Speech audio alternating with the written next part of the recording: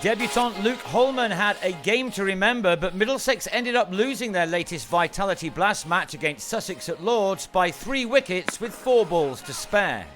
Stevie Eskinazi certainly didn't mind batting first after Middlesex were inserted by Luke Wright, the opener striking the first and third balls of the match to the boundary. He then struck his 7th over the rope as he continued the good form he showed last time out. But he lost Max Holden at the other end, he picking out George Garton off Teemal Mills to fall for 6. Eskinazi, however, was making batting look simple, boundaries flowing off his bat as he continued to dominate the scoring. By the time the 6 overs of power play were completed, he had 37 runs of his own, while he was now getting good support from Martin Anderson, the total up to 58 for 1. The introduction of spin in the form of Danny Briggs brought an end to that knock. Anderson gone for 14. Briggs and Will Beer now began to put the squeeze on, and when Nick Gubbins tried to break the shackles, he holed out to David Wiese to go for 7.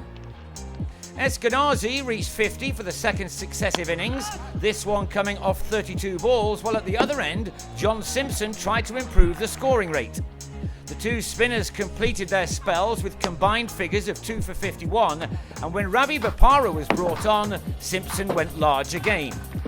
Eskinazi too cleared the rope to start the 16th over, and the target would have been something around 180. And with the opener still looking in tremendous touch, that looked very achievable.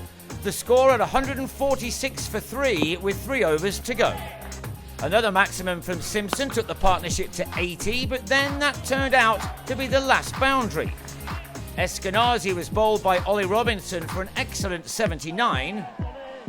Simpson falling in the next over for 46 as the innings stuttered at the death to end with a score of 165 for 5. But the bowlers began well in the defence of that total. Tom Helm removing Wright in the first over, Stephen Finn placing himself in the perfect spot.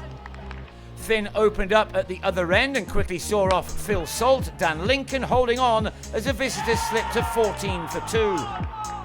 Delray Rawlins tried to respond to those early losses by depositing Finn over the rope, but the skipper replied by having Harry Finch caught by Nathan Souter after some brilliant work from Lincoln. The Sharks up against it with a score of 41 for 3 on the board in the power play. Now for a moment Luke Hollman will never forget. A debut at Lords, and with just his 4th ball, the leggy trapped Rawlins in front on the sweep. What a start for the 19-year-old. And with his 11th ball, he was celebrating again with the prize wicket of Ravi Bopara, Eskinazi with the catch in the covers to put Middlesex in the box seat.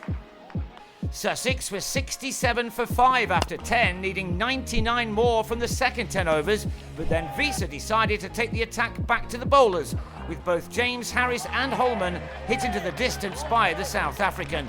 The game was in the balance once more. Wiese was now the key. He posted his half-century from his 33rd delivery with his 5th 4, the target down to 36 from the final 4 overs. Souter's 4 cost only 20, and when he was replaced by Harris, the all-rounder struck first ball. Garton on his way for 19. Having tied their last match here, nerves were being shred again. Middlesex perhaps shading it when Helm bowled Robinson. 17 balls now left, 27 still needed. But it was the penultimate over which settled the contest. Wiese struck Harris for a 6 and a 4 in an over which cost 18 runs. The target left at 4 from the last one. And so it was perhaps fitting that Wiese struck the winning boundary, he ending on a match-defining undefeated 79, scored from just 46 deliveries. Middlesex again certainly had their moments in this match, but in the end they lost by 3 wickets with 4 balls remaining. They go again against Essex at Lords on Thursday evening.